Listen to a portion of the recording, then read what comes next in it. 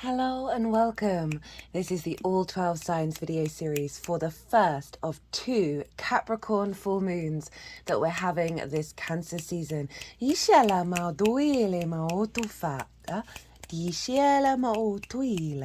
Hello and welcome. My name's Chloe. I work with card divination, astrology, and I channel multi-dimensional energies through my body, both in the form of physical and vocal light language, which you just heard and which you can see with my hands.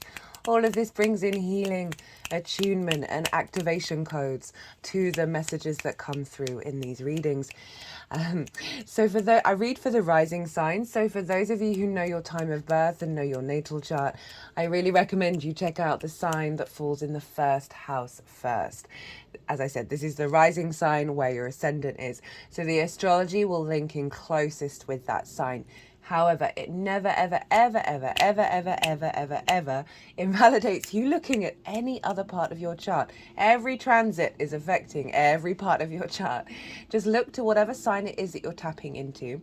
Look to where it falls in your natal chart, what house it's in, and the themes of that house. You want to apply those themes, as well as all the meaning you've got going on in that sign, to the messages that come through, because it will be as if that sign, wherever it lands in your natal chart, has now energetically moved to the first house. And so the astrology for the rising sign will always link in, but you just got to add on your natal chart meaning on top of it. So I'm reading for Gemini in this reading, so let us begin. Gemini rising. How you doing, Gemini? How you finding Jupiter in your sign? For new viewers, hello. If you didn't quite catch the introduction, I channel multi-dimensional energies through my body. You can hear it in the vocal light language that comes through, as well as the physical movements that I do in these readings. And all of this brings in healing, attunement, and activation codes to the reading and the messages that come up in it. So I'm going to be breaking down the astrology in regards to Gemini rising. For those of you who do not have Gemini in the first house, look to your natal chart and look to see what house it does fall in and the themes of that house. You want to apply those themes, as well as anything else you got going on in the sign of Gemini, to the messages that come through, because it will be as if that Gemini energy, wherever it lands in your natal chart, has now moved to the first house. So when I talk about the astrology for the rising sign, it will still link in. You just got to add on your own natal chart meaning on top of it.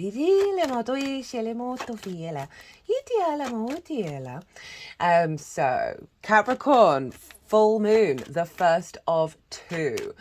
Big energy. I've done a collective reading, and that's where I break down the astrology in way more detail of how all those celestial bodies are talking to each other at the exact moment of the full moon. And this, we sort of tap into the energy of it and sort of expand, well, what does this look like? How could this show up? And so bringing an awareness to the frequency, and then you can sort of then tap into it in your own way of seeing, how does that apply to my life? Lots of channeled messages came through in that collective reading. I was having lots of visions over this particular lunation cycle of the 2 Capricorn full moons and the Cancer new moon sandwiched in between it. I'm going to touch on the major themes that came up in that collective reading in this one, because I don't want you to miss out on it. But if you want a deeper understanding, also did a collective tarot, go pause this, go check that out, because it'll just bring more depth and nuance to how the tarot shows up for you in regards to the Gemini area of your chart. We also have all these oracle cards on deck, and I always pull them before doing a transit series. And I will be doing the oracle reading when I've finished all of the 12 signs. Oh, hello, King of Cups just fell to the floor. What else do I want to say? A little pre-lab. Did we get a flipper? We did get a flipper. So this Capricorn full moon, there's a lot going on in terms of the closing out of cycles here with this Capricorn full moon. And it's a pretty powerful lunation cycle. And so since Aries season last year. Regulars, you know, I've been talking about this. But since Aries season last year, when we had 2 new moons in Aries, it meant that the lunation cycle was kind of back to front. So, for example, we had the Sagittarius full moon followed by the Gemini new moon. Now, they are signs that are opposite one another. And so the full moon came before the new moon in that cycle. And now we have the Gemini new moon and then the Capricorn full moon. These 2 signs are what's called in conjunct one another. It's not a traditional aspect. It is a bit discombobulating because it's two signs that have 3 different energies that they traditionally don't have things in common with one another. It's not an easy, free-flowing energy. Like Gemini is yang, air, and mutable. Capricorn is earth, cardinal, and yin, right? So it's essentially, I always like to describe it as herding cats, right? If you don't know that that's what you're supposed to be doing, then you're all over the place. Everything feels really difficult. You can get a lot of crossed wires, a lot of confusion, which is what the in conjunct can bring to the table. But simply because it does take a little bit more effort to kind of figure out, okay, well, how do we get all of these 6 energies to have some kind of common understanding and then be able to work with those 6 energies, which is amazing, right? So the in conjunct, it helps us break out of traditional ways of connecting. It helps us break out and think outside of the lines, right? Color outside of the lines, and bring in sort of more maverick, unconventional energy into the way that we operate. And so we've been having those moons. We've had in conjunct new to full moons since Aries season last year, so for over a year now. And so we've had a lot of downloads, a lot of unconventional downloads. Diala, maotuili, tiala, diala. A lot of unconventional downloads that we have been unlocking a lot of hidden keys, hidden places within ourselves. And it's incredibly powerful energy, but can feel very discombobulating. You might not have felt like all of them have been integrated. It's like we've been walking 2 timelines.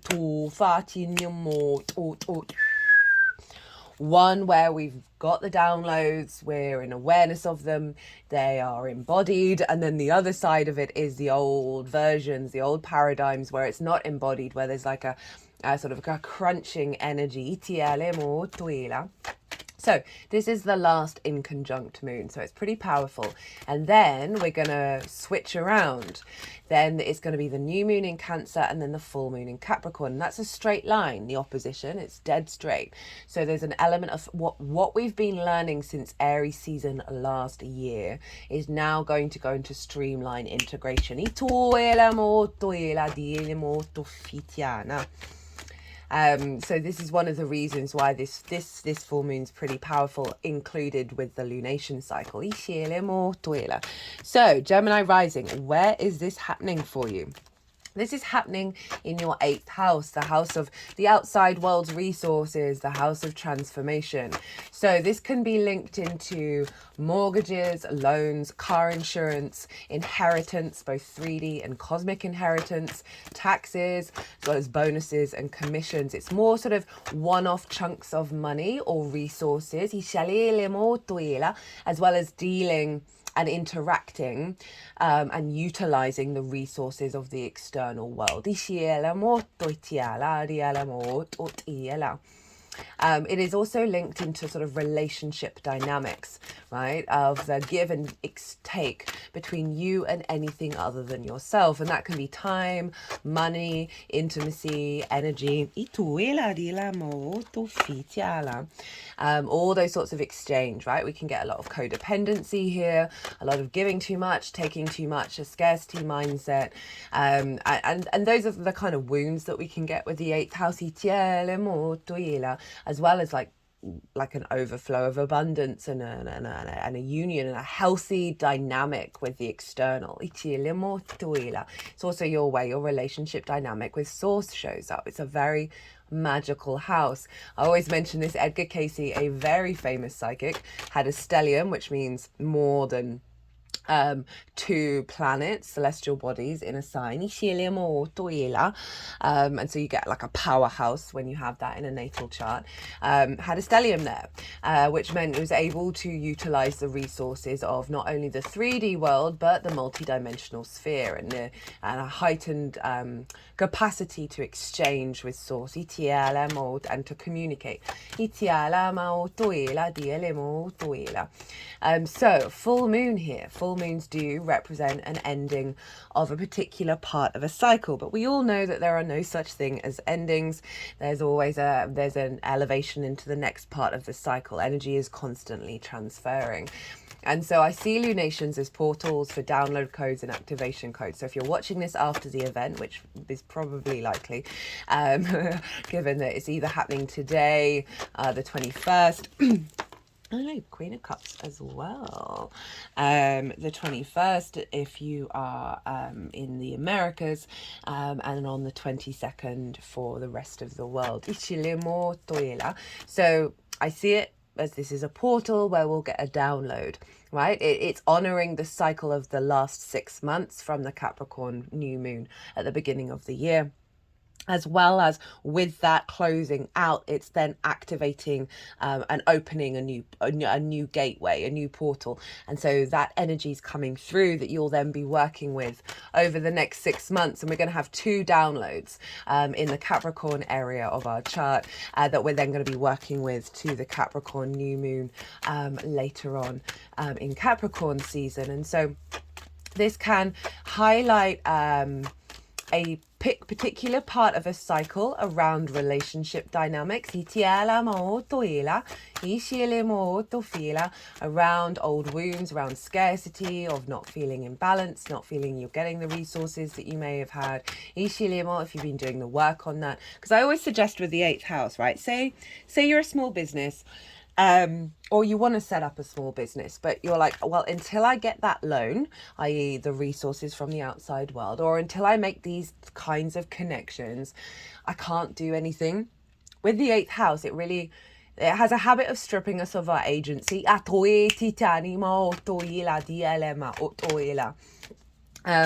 more so of the unintegrated side of the 8th house. So it's really about standing in your own autonomy and not seeking things externally.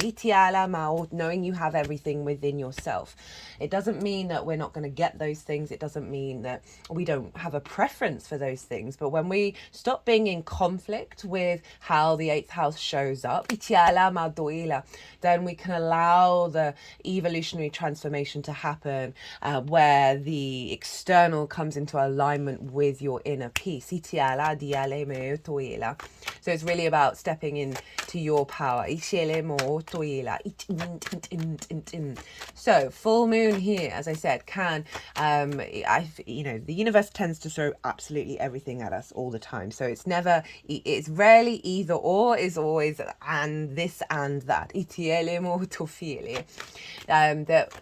A releasing of some old patterns, as well as, the moon represents our emotional body, our intuition, whether our needs are being met or not. How do we give and receive nourishment? And so with a full moon here, it can really highlight that you are supported, that you are nourished, that your needs are being met.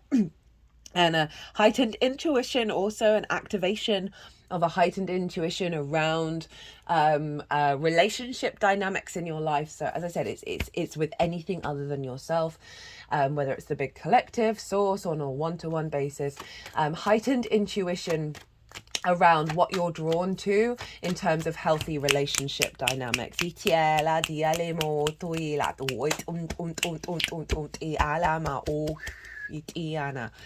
I can definitely see that as being a download that comes through with this moon, because remember, it's in conjunct, right? So it's about it's a final in conjunct moon, so it's bringing in a pathway that is beyond the old patterns. However that shows up for you, it can be an elevation of the work that you've already been doing, as well as bringing in just a new passageway of energy that you are able to access that goes beyond trauma responses and limiting beliefs. And I know I say those things all the time, but quite frankly, this is part of the human condition that we've got to work through.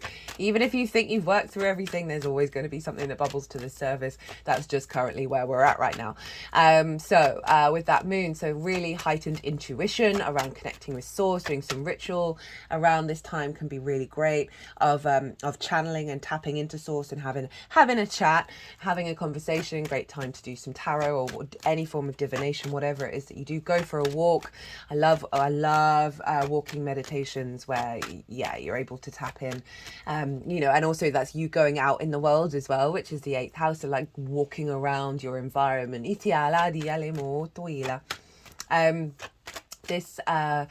So with the full moon, again, it can really bring in a level of heightened intuition around your capacity to be drawn towards that which gives you nourishment, drawn towards that which fulfills your needs, and vice versa with the external world as well. It's not where you're in co-creation rather than codependency.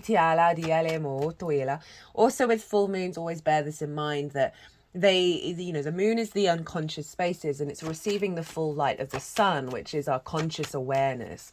So often around a full moon, trigger things can come up because it's a gift from the luminaries of like, hey, there's something you need to maybe work on over the next 6 months because there's some blocked, stuck energy here that isn't allowing you to fully integrate and expand. So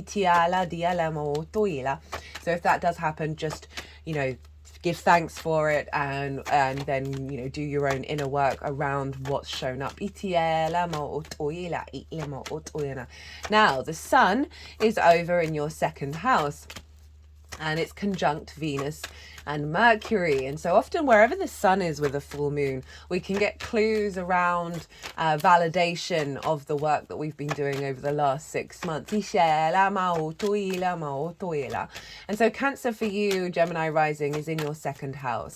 This is your resources, right? So this is your skills and your tools in order to manifest and bring in regular income. It's also the things that you value, and most importantly, how you value yourself. If we don't value ourselves truly, madly, deeply, then it can put up blocks around our ability to fully believe in the gifts and the tools that we have in order to manifest. It can also have us prioritize our value system on things that just re-mimic our lack of value internally. So with a full moon over in the 8th, and the sun, Venus and Mercury over in the sign of Cancer in your 2nd house, you've got, with that stellium going on in Cancer, you've got a real focus around your own value, around the skills and tools that you have, around your ability to manifest. Mercury and Venus are making this a really soft and tender experience from the heart space, right? So there's a real nurturing energy around the visions that you're having. You're able to connect the dots with your skills, with that Mercury energy, more focus in understanding your skills and your tools as well. Venus there, she's helping you feel more embodied in your own value. She wants you to connect creatively in a creative way to your skills and your tools. And all of this is combining in a way that with that moon in Capricorn. So Capricorn's ruled by Saturn, and Saturn can be a bit of a cool character, right? Capricorn moons, there's an element of detachment there. It's same with the Aquarius moons.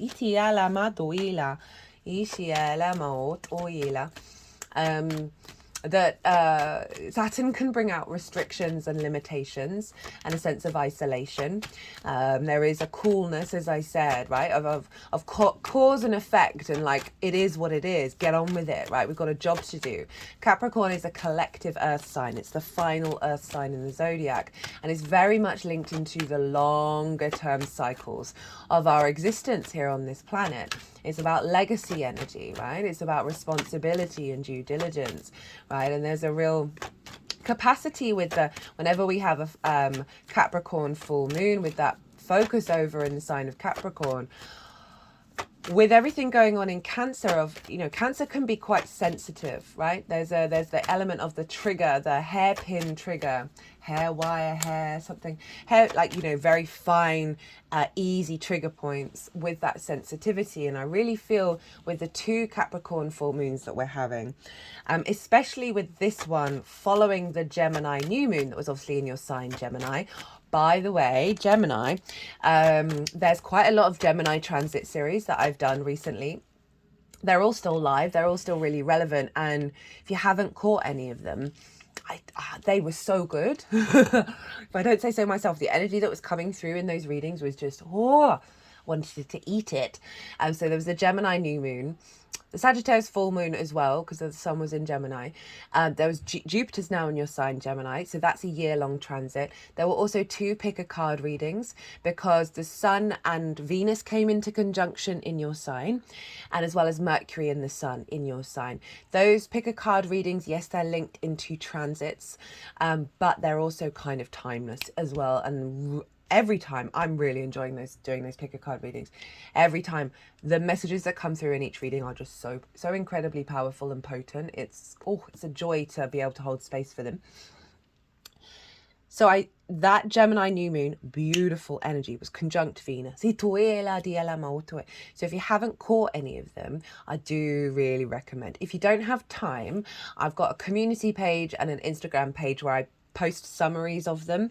I haven't done the Sun Mercury Kazemi, but I genuinely would recommend it, just because you just had like a powerhouse boost of conjunctions in your sign, which are going to be unfolding. So yeah, I really would recommend. But in a nutshell, that Gemini new moon was about neural plasticity and our capacity to make new connections in the way that we engage with information from a very playful, loving space. And now I feel like this Capricorn full moon is locking it down into your legacy energy. So there's something around you, the sense of self, that Gemini new moon, of how you embody yourself, not being reactionary to the external world with this Capricorn full moon, because that Capricorn moon is basically saying, with what's going on in Cancer, it's not about denying the validity of sensitivity. It's just that really heightened reactionary impulse sensitivity that can kind of distort our framework in a way that isn't nourishing and facilitating, that I feel like this full moon is bringing in, because it's with that new neural plasticity coming in from the Gemini new moon, of allowing those connections to come in and be integrated, where we can be in more awareness of that trigger energy. And it's just simply, relationship dynamics, the external world, no longer impacting how you engage with the world, right? And not your values not being distorted by the feedback that you're getting. Genuinely you being able to stand in your own power and your own capacity to then work with the external in the long term, rather than immediate gratification. It's not that you're not going to get immediate gratification, but that kind of confidence of longevity of that Capricorn moon, of like, I'm getting on with this, right? I am prioritizing who I am and where my needs are being met, and I'm able to fulfill those. So big, beautiful full moon here. I could see this is a great time around this time, and also just unfolding of having more conversations with source, or whatever it is that you connect to, around your skills and your tools, around manifestation. I can see that being really powerful with Mercury and Venus. This is an imprint that we're going to have for 6 months of Mercury and Venus being very close to the sun, of your capacity to consciously interpret and incorporate the messages you receive from source through your intuitive unconscious body, and being able to put that into practice. Now, I mentioned already, that's so funny, that's Saturn. I was about to say, I mentioned already that Saturn rules Capricorn. So what's going on with Saturn, whatever's going on with the ruler of a sign, is impacting and influencing the signs that it rules. And so Capricorn is being influenced by wherever Saturn is. And Saturn is over in your 10th house, in Pisces. And that is about life purpose, career.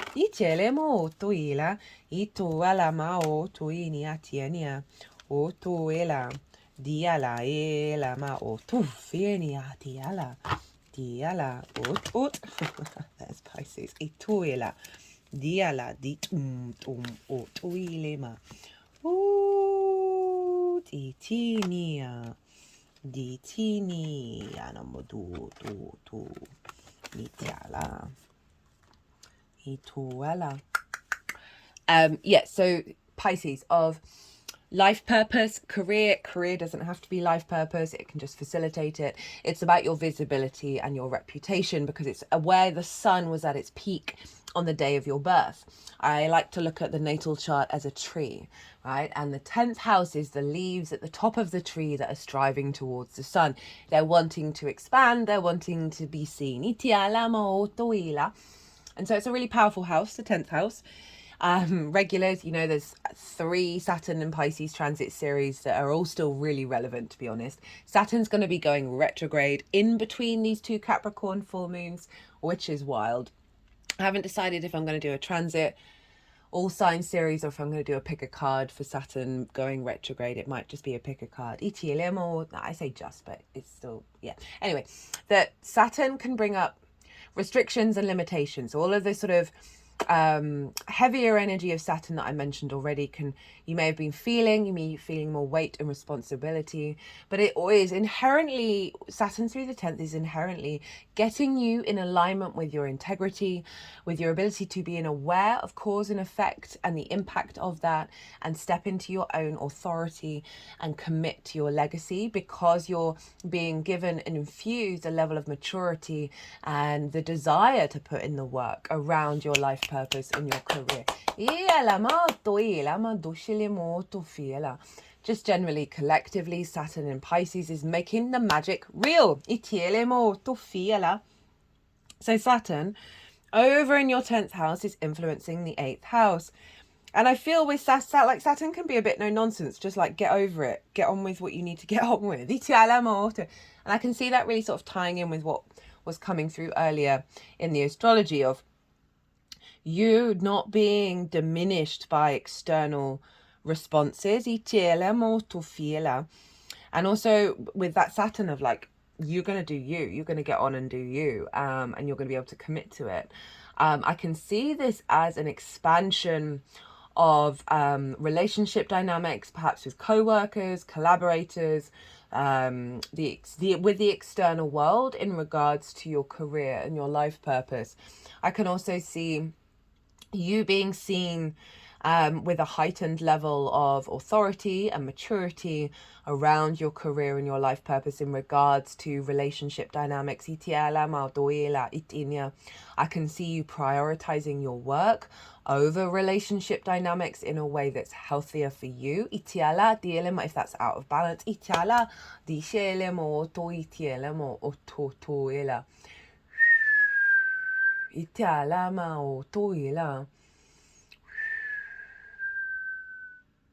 And if you're going to feel a weight around this, because Saturn can bring in a heaviness,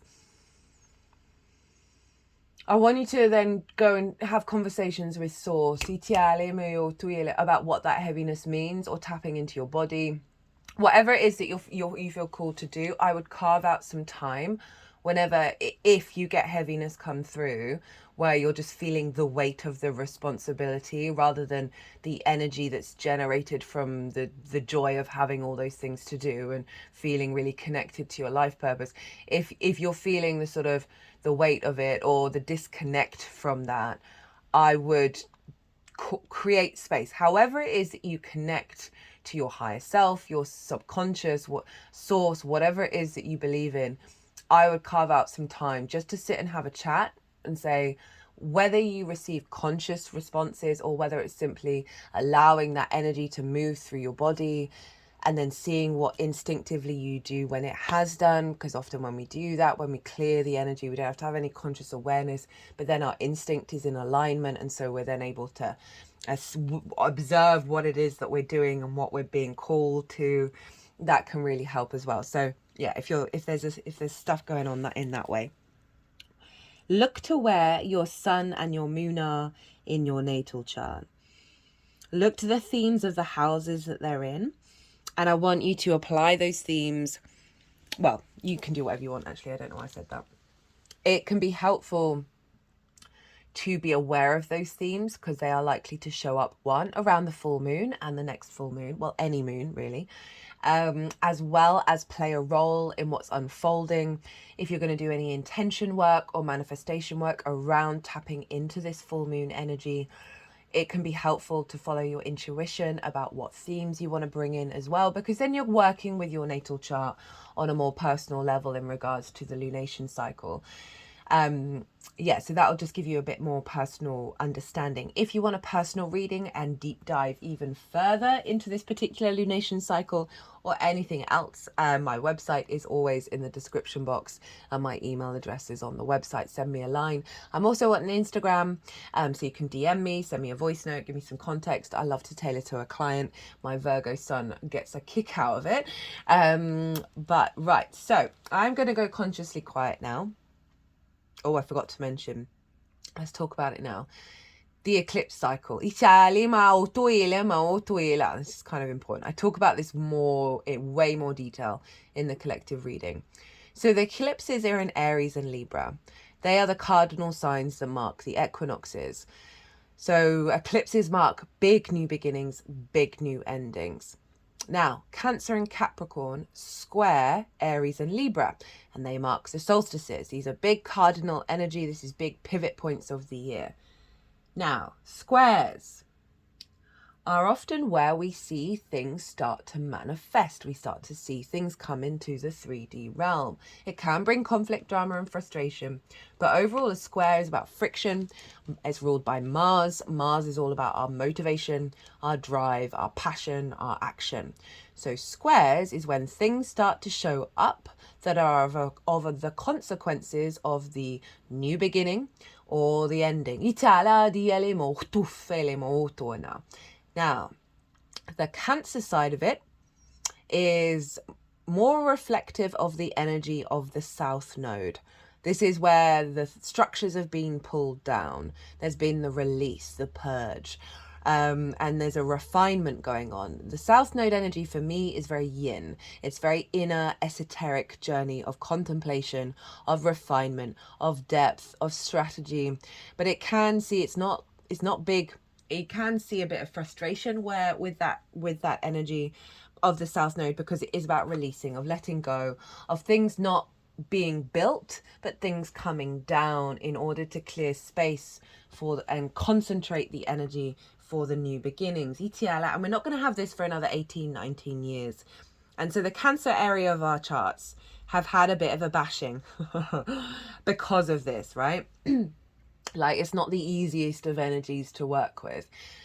Now, when we have transits in either of these two signs of Cancer and Capricorn, this is when we're seeing the activations. So obviously now the Sun, Venus and Mercury are all in the sign of Cancer. I'm recording this the day after the solstice, when the Sun moves into the sign of Cancer. And so that's what's going on there. So there is this sense of refinement. And that's what I mean about releasing of the sensitivities that I said earlier, because that is the element of the South Node. Now, the Capricorn area of your chart, I'll talk more about that in the Cancer new moon. The Capricorn area of our chart, this is where the North Node energy is manifesting, right? This is the peak of things. We're seeing things come into manifestation of where we're headed and what we're striving for, right? What we're hungry for, the big magnifying and amplification here with this full moon. And this is why this lunation cycle is really big, right? There's no getting around it. You're getting a doubling down of an activation here, right? Of a strengthening of a framework that's being brought into being and raised on high. So I can see some powerful stuff going on for you over this time in regards to all of the things that I just talked about. So I'm going to go consciously quiet. The energies that I work with, they're going to move through me. They're going to move all these cards around.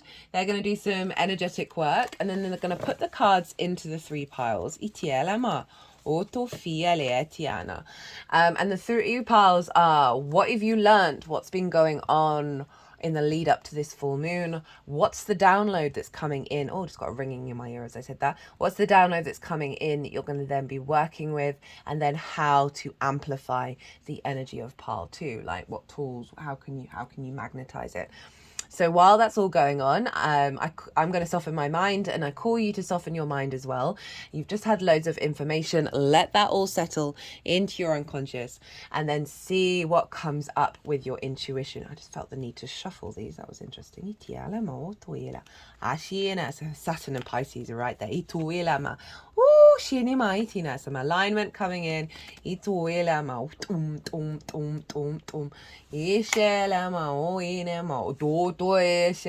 blockages around emotional control and the capacity to harness your intuition. Inima.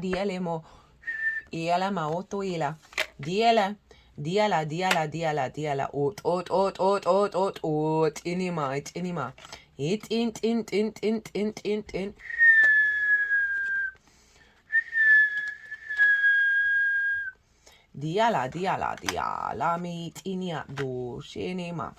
In.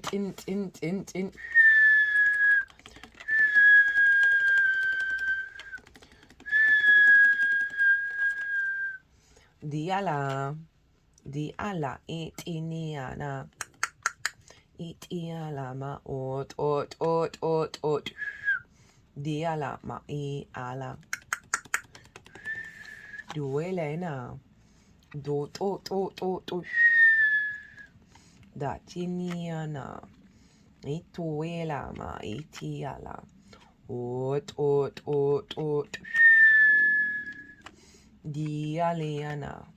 Dialiana ma o shiti alima dinamo toina.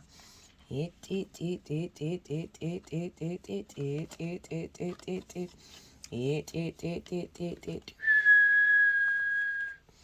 Dialiana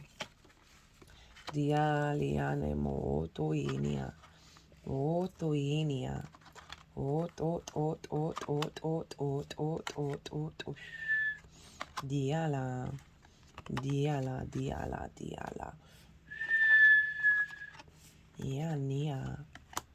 Iana itienia.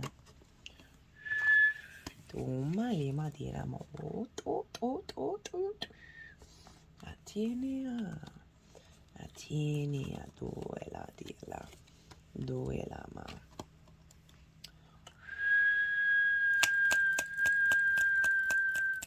And we've got the Hanged Man with the High Priestess here. Itiania. Duala ma iti. Iala. Well, Gemini, so what you've been learning, what's been going on in the lead up to this full moon. We have the Nine of Swords, the Four of Cups, crossed by the Two of Pentacles and the Queen of Cups.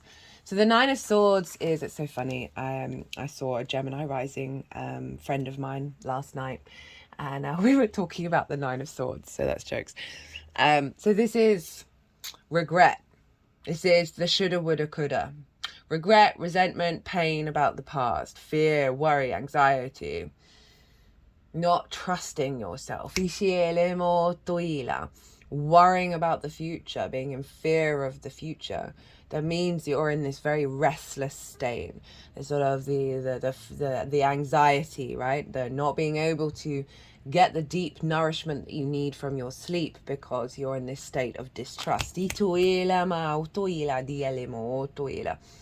in regards to that 8th house, it can be about perhaps you've had some plans you've been putting into action and you're not sure where they're going and what they're doing, and perhaps you're relying on other people and there's been some fear and worry over that. And I can also see this is just generally being a bit anxious about the collaboration with the external world, with how it's going to be received, about what it is that you do.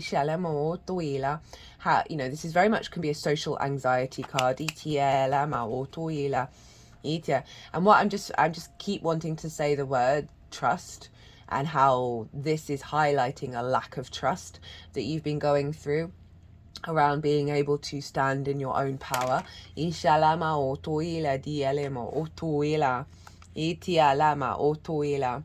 then got the Four of Cups.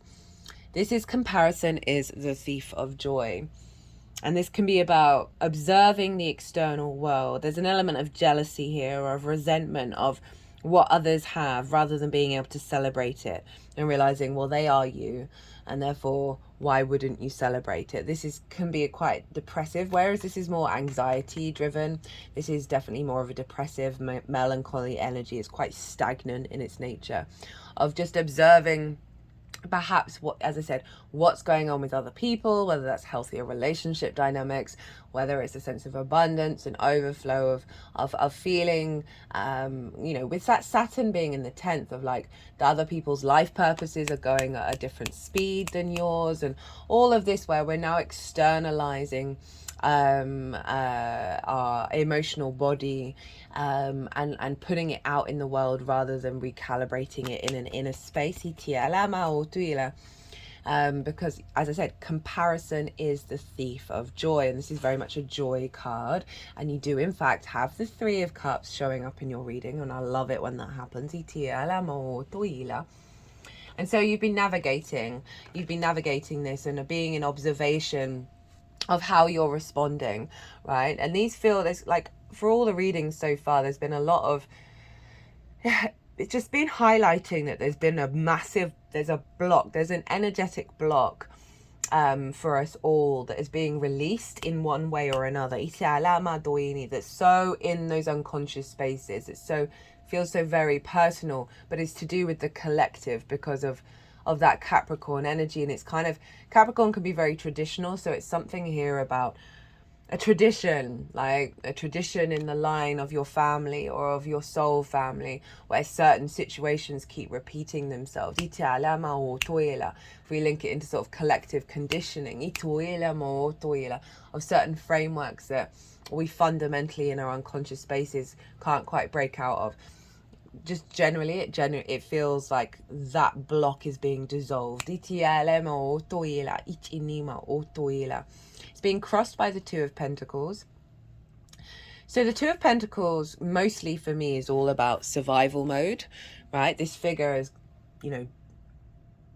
there's movement, there's no momentum. It's like, I got to keep these balls juggling. It's like the hamster wheel. This is, for me, I always feel the hamster wheel when I look at this card. And it's being in that survival state rather than in that thriving state. And so when it's sort of half upright, what I'm being drawn to say with this one is that you're aware that you've had to be in this space, right? Maybe you've got lots of things that you're doing. Maybe that's why you're worried. Maybe you're anxious. Maybe there's an element of you have an intention around manifestation, but there's just been so much going on that you can't really see the wood for the trees. You can't appreciate where you've been, what you've done, and where you're at now, just because there's so much going on and also it doesn't quite feel like things have fully come to fruition that's allowed you to then step outside of the hamster wheel. But with it being half upright, half reversed, it feels like there's an awareness here of you are in a transitory state of moving between these 2 realms. And again, it's all about trust. I'm really getting a lot around trust here. Of it may not be in your reality right now, but having a trust that the things that you are doing, the things that you have done, are serving a purpose, are working to unfold. And this can be, say you've been putting in the work with relationship dynamics, of trying to bring things into balance, trying to have a balance between the other and the self in regards to the exchange, right? And perhaps not seeing the results show up. Your interactions with source, of like developing a stronger connection and a communication level, but you still feel like you're kind of treading water, but you're just aware on the horizon that things are going to start locking into place. Because you then got the Queen of Cups. Love the Queen of Cups. She's one of my favorite cards at the moment. The Queen of Cups is so at peace in her emotional body and in her landscape.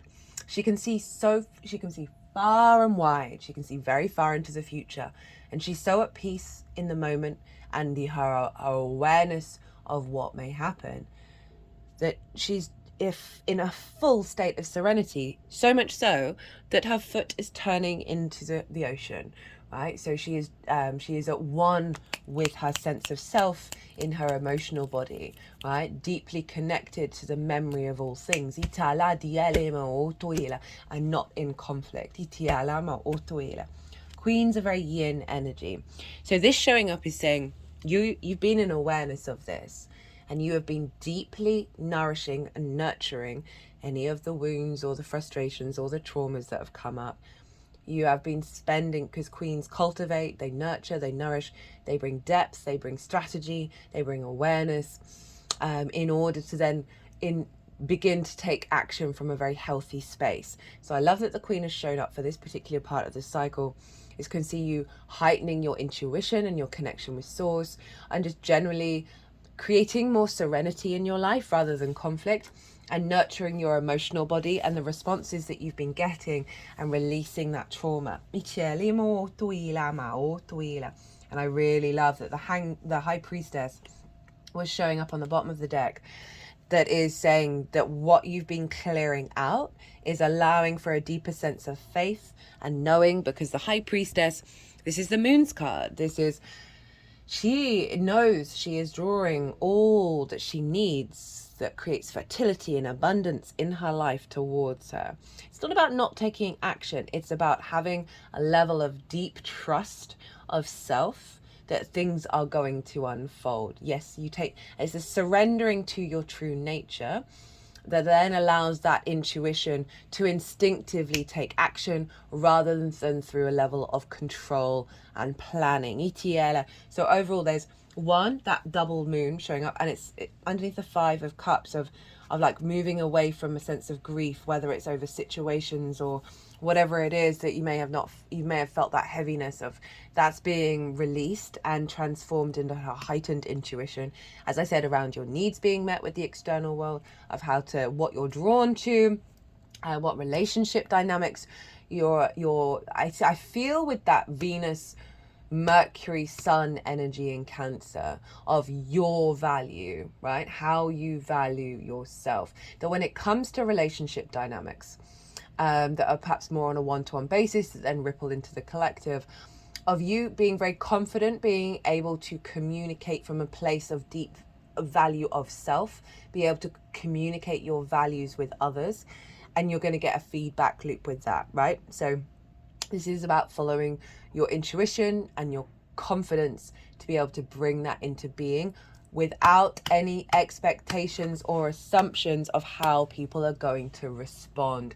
Now that is a very difficult sacred path to walk along. You can still have preferences, but it's again, she's one of the most powerful cards in the deck. I love the High Priestess. She's so in her own power, and this is really saying that you are stepping into that space. Okay, so the downloads that's coming in with this full moon. Well, you got half the deck by the looks of it. We got the Star. Hello Aquarius, your perspectives of the 9th house. 7 of Wands in reverse, 8 of Wands following it. The World, hello Saturn, the Moon, Pisces energy, King of Cups, 10 of Cups, 5 of Swords in reverse. There's that 3 of Cups with the Hanged Man in reverse. So beautiful download here around well, it's kind of, I just always blow my mind when that happens. It's kind of summing up what I was just talking about. So the Star, this is Aquarius, this is your perspectives, how you map yourself out in society, in the universe. The Star acknowledges that we often have to go on a deep healing journey to rediscover our innate initial frequency.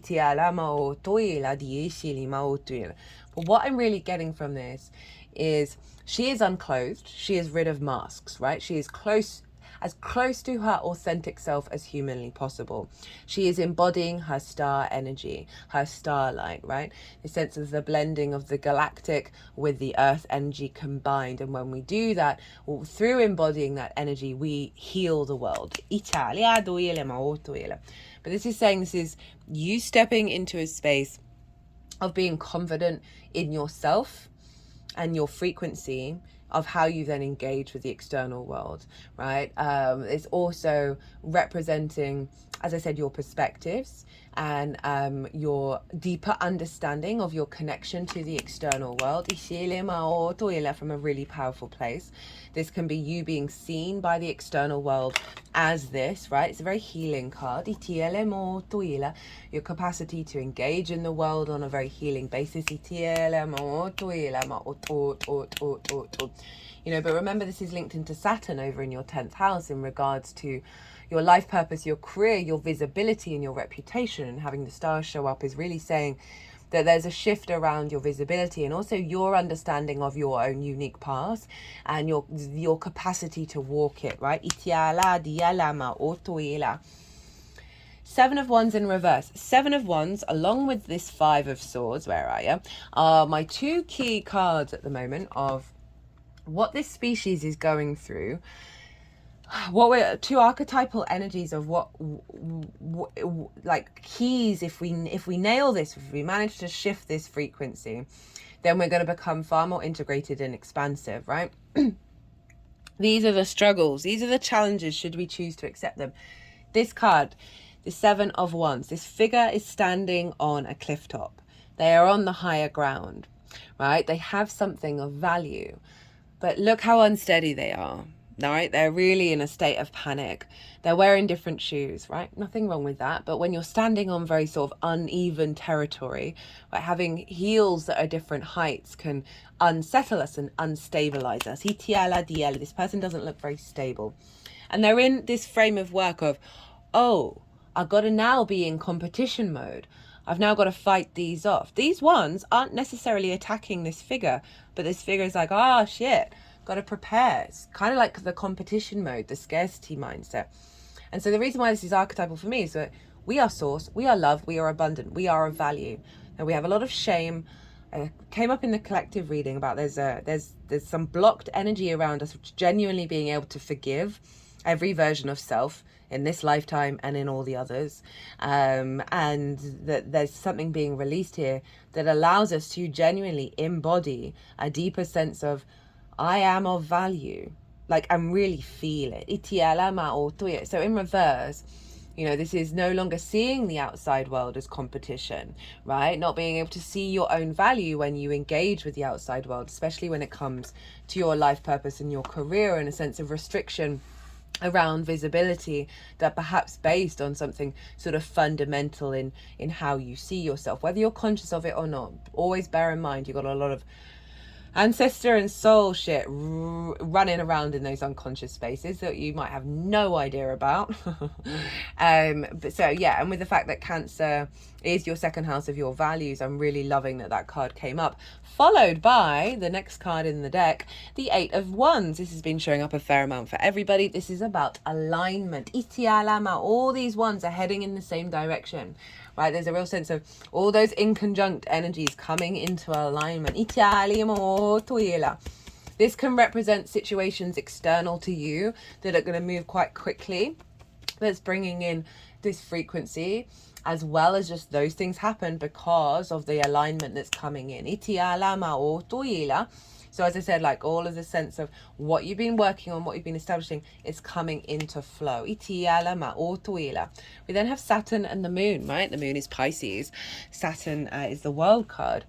Know thyself and the world will open up to you. This is calling you to tap into your sensitivity. And it's kind of remind me of what I said. If you are feeling that heaviness of having conversations with source, just generally, or whatever it is that you tap into, your unconscious, your higher self, this is sort of doubling down on that of like, this moon is activating a deeper knowing of yourself. And so often, it helps to spend a little time in the inner world in order to activate that. And because the moon is very sensitive, very psychic energy, very soft. It wants you to go into those unconscious spaces. It wants you to peek behind the curtain and look in the darkness. It's very intuitive in its nature. And this is Pisces, so that's your 10th house, your career. So there is saying that there's a focus around your responsibility and your commitment to your life purpose and your career that's coming in with this moon. And again, know thyself and the world will open up to you, very appropriate for the 8th house. of coming into a frequency alignment, right? The more that you know yourself, the less boundaries you need, the less triggers you have, the less traumas you have, because you're just generally not bothered, because you're in your own power. And what other people do and say, what's going on in the world, isn't going to distort your understanding of your innate power. It doesn't mean about not connecting, doesn't mean about not having emotional responses to what's going on in the world. It's you're kind of strengthened within yourself, that you clear away a lot of preferences and boundaries. And the more that we do that and we get to the root essence of self, the more we free up so much space to co-create with the universe, who's a very fluky, non-linear miracle maker. We can be quite rigid in our sense of reality, of rationality, that kind of cuts out the capacity for the universe to bring in miracles. I say that as someone who's incredibly my Virgo sun is very much about that, and I've had to let go of a lot of that, and I've seen it happen. So the world and the moon, again, so this is a focus of an alignment around the 8th house and your relationship dynamics, the resources from the multidimensional sphere, coming into an alignment with your life purpose and your career. And it is really calling you to step into that more intuitive body, that more outside of the rational, right, with the moon, and see what happens, right? See what happens. We then got the King of Cups. Hello, King and Queen. King of Cups, love the King of Cups, right? So unbothered that it's able to float on a stone throne on the ocean, right? There's a storm going on. There's a giant sea creature. We don't know if that sea creature has the intention to eat that ship, or even the King of Cups. But either or, the king ain't bothered, right? This is a heightened level of emotional control. And it's not about denying those emotions or suppressing them, because then you wouldn't be in control of them. It's about knowing that there's a part of you that is in awareness of what's going on, but it's not fully entangled within you. As in, like, you know, you could be grieving about something or in frustration about something, and that's going on in your psyche and in your emotional body, but fundamentally it isn't fully enmeshed, right? This is all still going on around the King of Cups, but the King of Cups is very in its power, very sovereign, still able to take action from heightened intuition, its imagination, and from a place of love. So I love that that's coming through, right? Again, it's stepping into your own power when it comes to engaging with the world. I also see this as a really heightened connection with source, with your unconscious, as I said, however you communicate with the 8th house of the in the sort of the un-3D world, that you're going to be then able to act upon those downloads and that communication. We have the 10 of Cups with the 5 of Swords in reverse.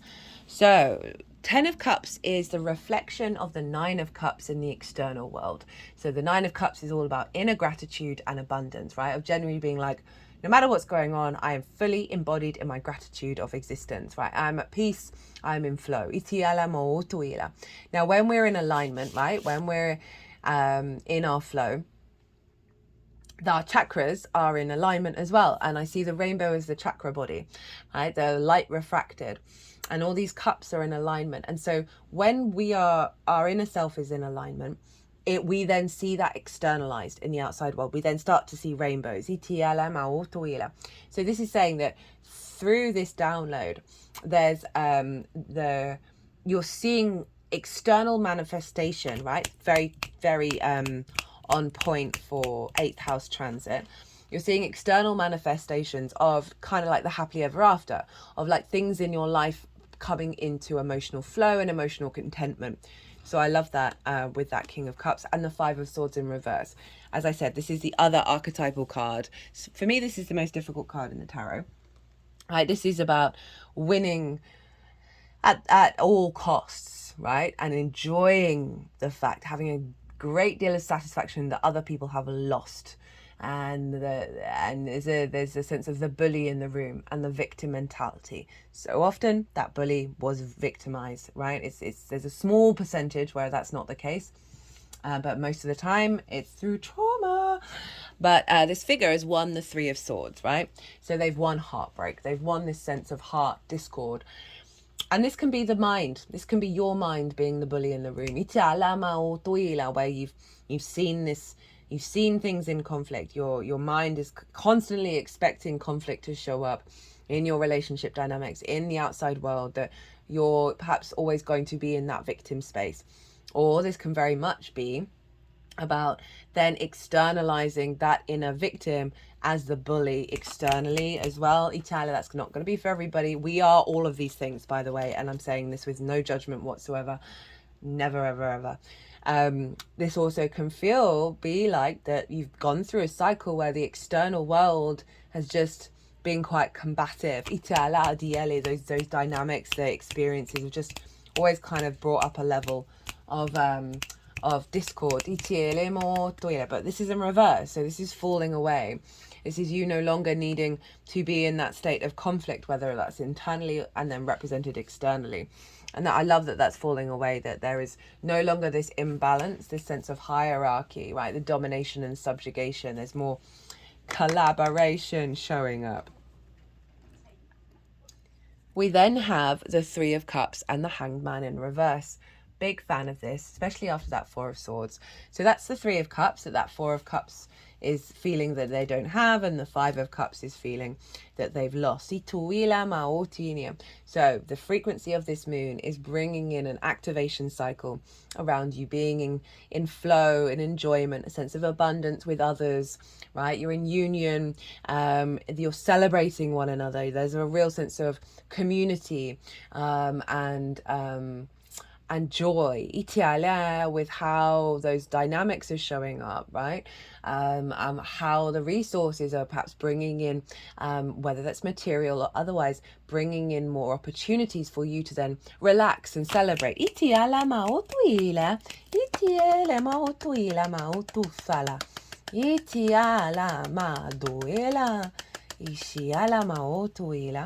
Let's come with the Hanged Man in reverse. Right, so the Hanged Man upright is about a pause moment to gather and get a new perspective, and get some enlightenment come in.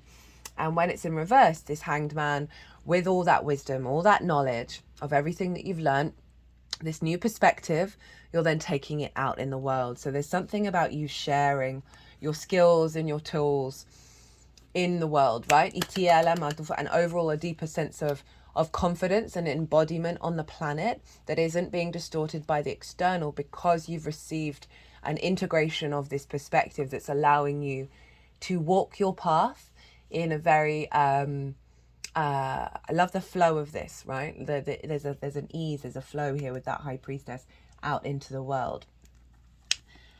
Ways to help amplify this and work with this energy. We have the Wheel of Fortune. This is Jupiter.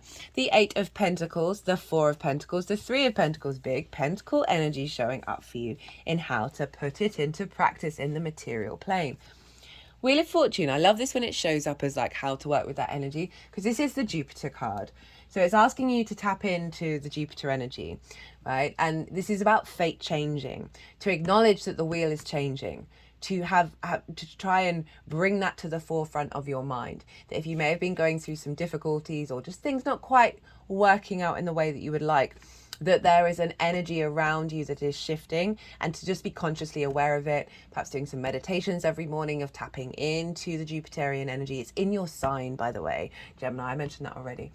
And having some faith that things are going to unfold, right? And not what I'm feeling with this is about bigger things outside of you that are happening that you can't control. So there's something around any plans, any expectations that you have of not focusing on the end result or how it's going to happen, but allow things to unfold around you while you're instinctively taking action, right? Rather than the planning and the anxiety of that Nine of Swords. This is calling you to step away from that and really lean into what you're instinctively drawn to do on a daily basis in terms of putting things into practice. Speaking of which, we've got the Eight of Pentacles. This is the whistle while you work card, right? This is about refinement of this energy. So there's a new frequency, as I said, can be around relationship dynamics, can be around your confidence when it comes to working with the resources of the outside world, as well as a heightened doubling down and connection with source, or whatever it is you want to call. There's activating a heightened level of intuition, of the magic in your life, that is giving you clues and hints and support around your career and your life purpose. And this is saying, okay, if you've got a daily practice where you're stepping in and talking to source, right? If you've got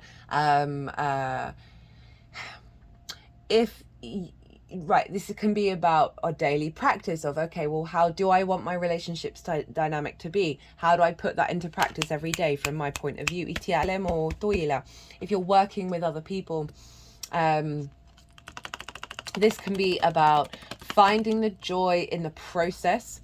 Rather, again, this is not about the end result. This is about enjoying the journey of what it is that you're doing and what's showing up for you.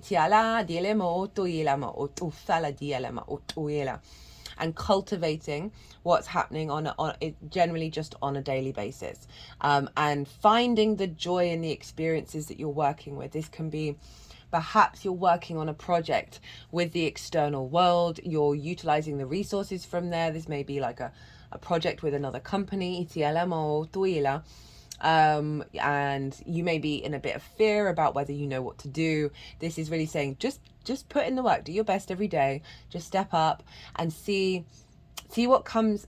Enjoy the process of the refinement of your skills and tools when it comes to working with the outside world, whether that's on the 3D level or the multidimensional sphere. As I said, this isn't about thinking about the long-term plan. This is purely the pleasure of in the moment of the skills and tools that you are refining. For some of you, this might be about going, doing a workshop, going on a course around your skills and tools, because utilizing the resources from the outside world and spending some time doing that. We then have the Four of Pentacles and the Three of Pentacles. Four of Pentacles for me is about the capacity of our inner frequency not being distorted by the external world in a way that diminishes and stagnates, and then you are able to create from that inner power in the external world from your initial frequency that gives you a sense of stability and safety. So in terms of how to amplify this, again, I keep going back to the meditations, and I'm sorry if that's just like a one-trick pony energy, but this Four of Pentacles, you can do meditations around, okay, well, what is my inner frequency? What does that feel like? And then really enhance it. And then perhaps one of the practices I like to do is the egg imagery of that you are in an egg of protection. I like to do the 4 elements and then the 5th one, and like layers, like Russian doll layer eggs. And then the 5th one is sort of a mirrored egg that's reflecting all the energy externally back with love, and also all your internal energy back with love, right? So love being the 5th element. I love that movie so much. It's one of my favorites. If you haven't seen it, go check out the 5th element. It still stands the test of time. The acting, the screen, the cinematography, the style of it all. It's quality. It's a quality movie. Multi-bars. Right, okay, so and tapping into this energy, it also can be about every day of before you go out into the world, step into your power, whether that's doing protection meditations or just reclaiming your power and then going out in the world knowing it. This is also calling on the fact that I said about you doing things your own way, and following through on that, because it's going to bring you a high level of stability and safety within yourself, because it isn't about how anybody else does it. It isn't reliant on anybody else. It is fully in your own power. And this is also sort of highlighting, just remember that you're very powerful and you are sovereign in nature, and that you are always protected, that you are always supported, even if it may not feel like it.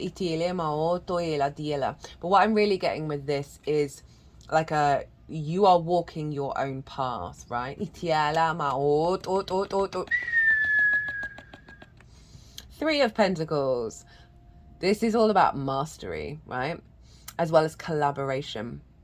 So this is how to activate it. This figure, you know, it's friends and family were like, you should be a lawyer, you should be a doctor, or, you know, all those traditional archetypal jobs that a lot of families are like, oh, they want their child to be supported, that they sort of push us into. This figure was like, no, nah, I'm gonna go carve stuff out of marble. Don't listen to their friends, don't listen to their family, go their own path. And because of that, because of their very commitment and trust in themselves, right, the faith in themselves, there's a lot of cards here around activating a level of trust. This figure then became a master at what they did, and you know, they weren't bothered about what the other people were doing in terms of the marble that they were crafting, right? They were very focused on their own experience and their own impulse, their own instincts around what they were doing. And because of that, they ended up drawing towards them others who have different skills, that then can work together and collaborate and build something beautiful and long lasting. So, you know, this is really saying, one, walk your path, know your own autonomy, know your authority, know that you have the capacity to be in that master state.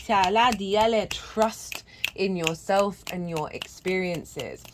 And then it's going to be either drawing towards you on the multidimensional sphere with source, collaborating, new ideas, new inspiration to create your life purpose that is big, beautiful and long lasting, as well as drawing in an energy. There may be opportunities over the next 6 months to excuse me, just going to pause and let this cough out. There may be opportunities that are coming up over the next 6 months to collaborate with others. So this might be a clue for some of you. Always go with your intuition about what it is that you want to do and how it is that you want to engage with that. As always, with everything, try and relinquish any expectations and assumptions over how any of it's going to turn out, right? This is the one of the most important tenets in order to be in your flow. And really allow your innate confidence to step through of what will be, and you are open to the possibilities. Alright, I'm going to get you one, then maybe two oracle cards. This is the Shaman's Dream Oracle. All the decks in the description box, by the way, if any of them take your fancy. I've been really enjoying using this deck, and it's quite funny. I do sometimes watch some other tarot readers, and I've noticed everyone's using this deck at the moment, and I love it when stuff like that happens. Okay, what does Gemini need to know for this first of 2 full moons in the sign of Capricorn in 2024? What does Gemini need to know?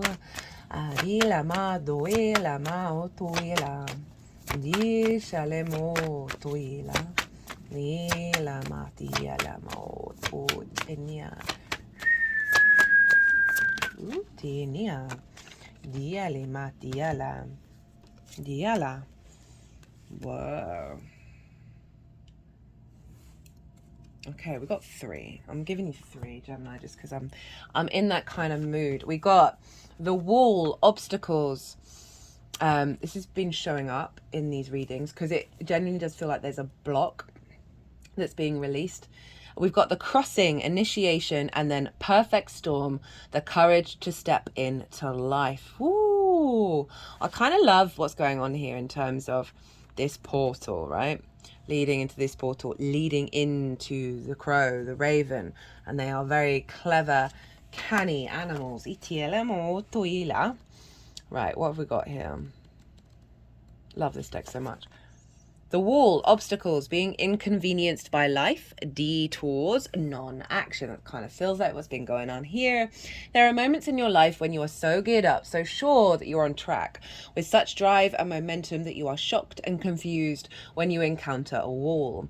This unpredictability occurs outside your ability to plan, regardless of if you've done everything right in alignment with the divine. It's imperative that you change your attitude now. This temporary roadblock is not an obstacle to blast through. It's not an invitation to push harder, cancel other plans, or worry about who will win or lose. Oh, that's fascinating with that 5 of Swords. This is a stopping point to enable you to slow down and contemplate the part of the manifesting equation that you and everyone else forgets. Life on life's terms will override your best laid plans. I mean, that is astrology, really. Astrology, we think we've got a manifestation timeline, and then the astrology will come and go, how about we just be a little bit more patient, because we've got to integrate this other little thing. Yes, as inconvenient as it may seem, this experience is an important reminder that you are a human being, not a human doing.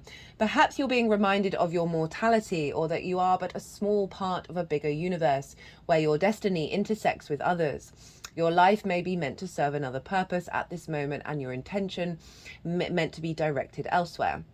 Consider that this place of temporary non-action is exactly meant to be for you. Perhaps it's because all you desire and have set in motion needs time to coalesce into form on the other side. Could it be that all the elements are not yet in place for its manifestation to be for the highest good of all? Patience is required now, and the wisdom that this might be in a great time to take a break and contemplate gratitude. What is truly yours will never be walled off from you. I feel like this is both some of the past energy as well as good advice and realization to take into the new frequency as well of, you know, there's this element of play that's come in with that Gemini moon, of not taking things too seriously. You know, I've talked about, it's not about the end result here. It's not about the how or the why. It's like you, that 8 of Pentacles, enjoying each day, enjoying each moment of how this is going to unfold, and with all that faith and trust. So it's kind of summing up the whole reading. But I do feel like this full moon is removing some of the roadblocks. But again, it's also saying whatever roadblocks may come up, have some faith that that is part of the deepening of the unfolding of your life purpose, rather than something that is hindering it. The crossing, initiation, rite of passage. You have come to stand on one side of the river. The opposite bank leads into the darkness of the eternal cave, where the old dies and then is born again. This is a place where time is forgotten and the seasons cease their dance and stand still, as if in a temporary repose. You must cross the river now, honouring and respecting this transition, for it's time to say goodbye to your old ways of navigating your world. Don't be afraid. You've come to the edge of the river because you're ready. You're ready to let go of what doesn't serve you and all the ways in which you've kept yourself from truly living. Intimacy requires vulnerability and truth. Can you strip away the masks? That's funny with that Aquarius star card, and the barriers of false strength to discover what you're really made of. It's reminding me, like, when I was shuffling the deck, I saw the death card, which is Scorpio, which is how you work. And it just winked at me. Didn't want to come out, but I just feel called to say it, of like that transitory state that I feel we're all in. You know, all those inconjunct moons, we're now moving into a different framework, right? Step in the boat waiting for you. Let it carry you into the cave where the shadows are waiting to be illuminated. That's that moon energy of being able to look into those unconscious spaces, right? Look into the shadows. Are waiting to be illuminated so you can be born again into the world without denial or artifice. I'm not sure what artifice means. Should we have a look there? Should we see what artifice means? I love looking up words. I love etymology. It's my favourite. Especially like going... Oh, Tim. I can't really spell. Which is funny. Artifice. Not Artemis. That's the moon goddess. How many times do I need to look at a word in order to then just quickly redo it? Yeah, my brain doesn't work properly. Well, it works differently. I've never, ever been very good at this thing. Clever or cunning devices, especially to use... What's it saying? So you can be born again into a world without denial or artifice. So it's used as a trick to deceive others. So it's kind of like... delusion, and an illusion in a way that isn't serving you. Where were we? Making the crossing is a beautiful, powerful act of the highest love. That denial and artifice feels like that Nine of Swords, right? And that Four of Cups, like the denial, right? Of your brain also tricking you. Okay, last card. The Perfect Storm. An invitation to act now, the courage to step into life, sheltering from turbulence. When the perfect storm appears, it cautions you to be ready for an exciting, if turbulent, time. The winds are picking up, and you need to make sure that you are close to the eye of the storm, or you will be buffeted by gusts that may take you far from where you need to be. The key is to remain centered and balanced and bear witness. That's funny. As the forces build in intensity. Notice how the loose stuff is starting to fly around, and recognize how little of it you truly need. Let go of those thoughts, beliefs, and attitudes that clutter your heart and cloud your mind. Then the storm will be absolutely perfect for you. If you wonder what you might lose during the perfect storm, know that it is those things we are most attached to that are taken first. This is making me think of what I was saying about Mercury, Venus, and the Sun in Cancer, and Cancer is sort of representing where the South Node energy is showing up, of releasing of old patterns around value or things that you value, of limiting beliefs around your skills and your tools. Know that if it is those things that we are most attached to that are taken first, as if life were trying to unburden us of our righteous self-importance. Let it all go with the wind. The less you resist the change brought by the perfect storm, the happier you will be. Ride the winds to your next destination. Embrace the rain or the snow. That feels like the King of Cups, right? Of just chilling on a stormy ocean. Remember that every time you try to argue with nature, you lose. The perfect storm can be a call for you to seize the moment. There might be a great opportunity that you need to take advantage of right now. Carpe diem. Time is of the essence. It may be gone shortly, so do not hesitate. Go ahead, bite off more than you can chew, and take the storm on in all its terrifying greatness. Experience the fullness of life. You will succeed. I'm getting that Eight of Pentacles with all of that. Of like, now you're sort of clearing the decks and just stepping into more play of like experimenting and working with things and refining things and doing the daily work, rather than being in that paralyzed energy, or the overwhelm, that is allowing you to then ride this storm. And this storm is bringing so much connectivity, like rather than the paralyzation of all the things you need to do, or however this is showing up for your 8th house, you're getting a lot more freedom to experience the outside world in a healthy way. Right, Gemini. Ooh, an hour and 21 minutes. I'm gonna leave it at that. I hope you enjoyed this reading. If you did, it would bring me great joy and help the algorithm if you hit that like button. I'd also love to hear from you about how this has resonated in your life. That also brings me so much joy. As I said earlier, if you want a personal reading, my website is in the description box. But other than that, Gemini, be good to yourselves, be good to those around you, and most importantly, be well until we meet again.